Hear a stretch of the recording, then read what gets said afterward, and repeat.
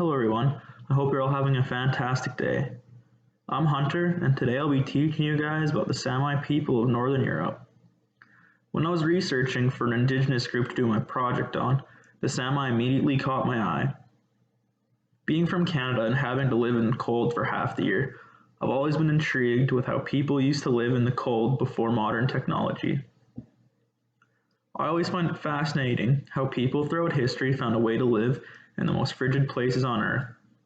The Sami had to deal with a lot of obstacles, like the mountainous terrain of northern Norway, which most of their population resides.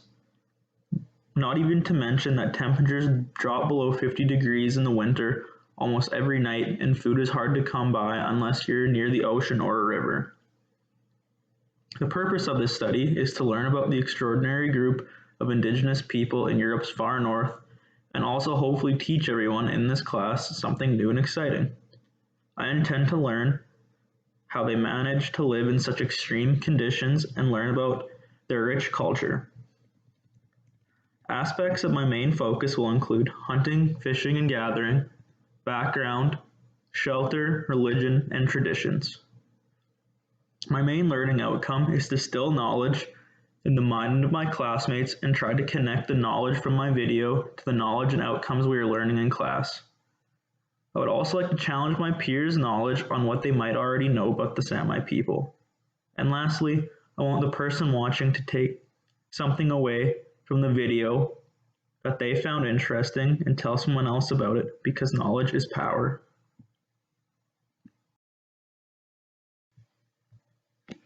Now for a little background on the Sami people.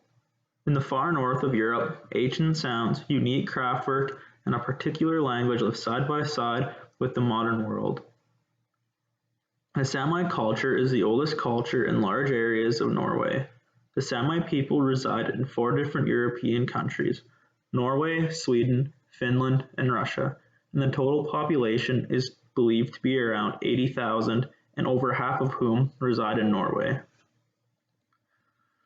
The land known as Sami is believed to have been first settled at the end of the last ice age, roughly 11,000 years ago.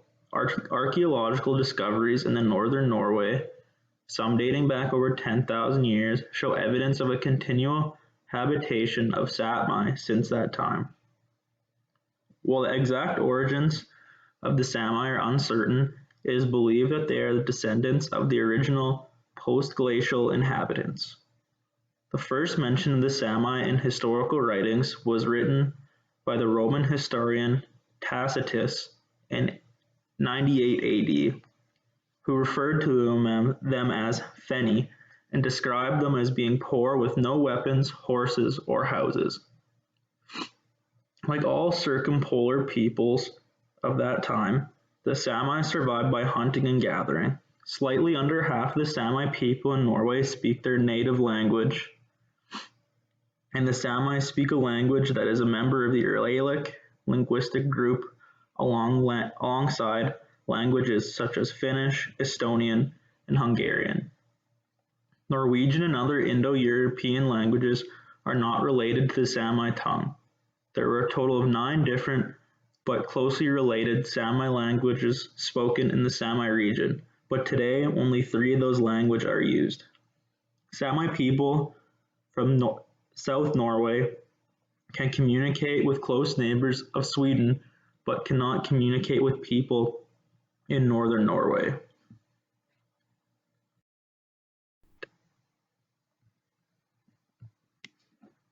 Reindeer was by far the most important resource to Sami life.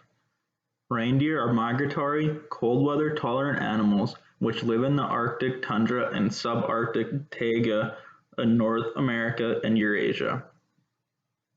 It is believed that the reindeer migrate according to the changing of seasons for a number of reasons, including food supply, shelter, protection from insects, mating, and calving. Because these migrations take place in regular, predictable patterns, the Sami were able to take advantage of the areas along the migration routes where they were able to hunt and trap reindeer in various ways. One of the most widespread and successful methods of trapping reindeer was using systems of pitfalls or stone or wooden corrals. These traps were situated in strategic locations where reindeer were likely to travel. The Sami would construct fence lines and use natural obstacles such as rock ledges or bodies of water to help funnel the reindeer into these traps. Snares were also used to catch reindeer. Much like the pitfall method, fences were constructed with periodic gaps in them in which snares were strung across. Reindeer passing through were caught around the neck or antlers, and snares were also placed along trails in forested areas where reindeer would travel. However, the Sami who lived along the coasts would rely most on fishing.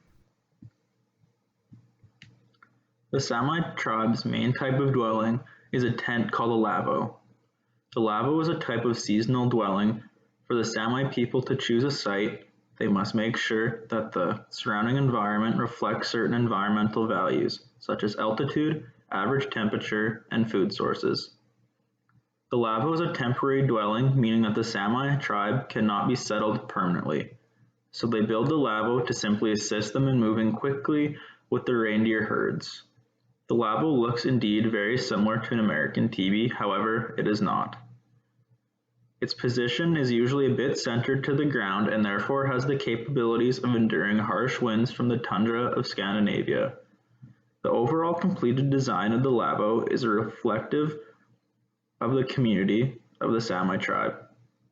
It is designed for a quick setup and a quick getaway. Even nowadays, the lavo is being employed as the main dwelling for the Sami tribe.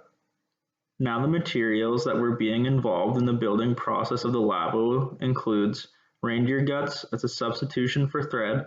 However, since Industrial Revolution, the lavos became more diverse and were made up of canvas and other materials obtained through trade.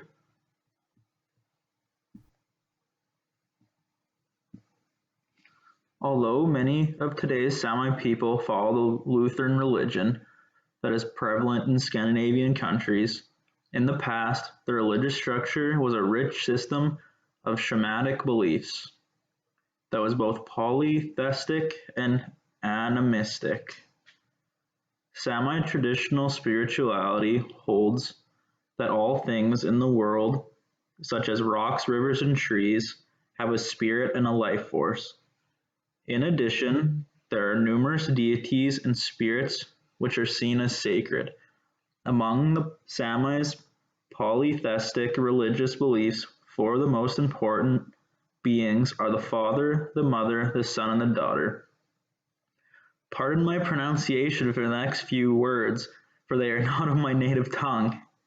In addition to the previous stated deities, there are Horgales, a god of thunder and fire, the sun goddess Biev, the moon goddess called Mano, and there is also Jab Emaka, a powerful goddess of death.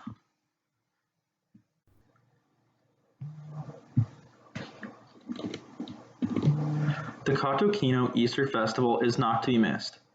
At Easter, the sun is returned and the daytime temperatures are much nicer. Just before the start of the spring migration, it is the perfect time to hold weddings and other outside events. This is the origin of the Easter festival. Sami weddings often involve 1,000 guests, and the people of Katukino have now become used to setting aside the entire week of Easter for a mixture of parties, fun, church services, cultural events, and exciting competitions. Reindeer racing is a big sport in the Sami community. The World Championship in reindeer racing is held in Katukino. Races are run in two classes, on skis behind the reindeer and lying flat on your stomach on a sledge around a course on the ice. The atmosphere is charged with excitement when the best reindeer from all over the Sami homeland is raced. The World Championship of lassoing also generates as much passion as reindeer racing. The competition involves lassoing reindeer around the antlers at different distances from the different competitors. Another thing that happens is the Sami Eurovision. Much like the actual Eurovision Song Contest, the audience decides the winner. So Sami Radio broadcasts the contest directly and processes the votes cast from all over the Sami territory. Singers compete in two different categories, folk and pop music. Folk is a living song tradition that is constantly developing. Well, that's all folks.